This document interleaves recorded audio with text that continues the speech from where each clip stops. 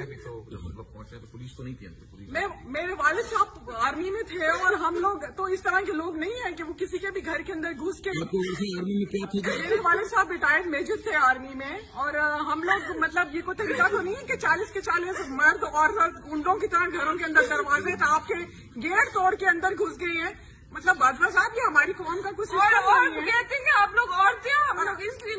आगे से मुझे कह रहे हैं तुम औरत हो इसलिए मैं तुम्हें छल्ले मार के तुम्हारा मुंह तोड़ देता। आदमी मुझे बदतमीजी से कह रहा है कि तुम, मैंने पूछा असल कि हमने किया कि अगर तुम हमारे घरों में घुस के सब कुछ कर रहे हो तो आगे से कहते तुझे नहीं पता यहाँ, तुझे नहीं पता कि तेरे खामद को तेरा लॉ एंड ऑर्डर का पता था, वो यहाँ से कहाँ भाग गया।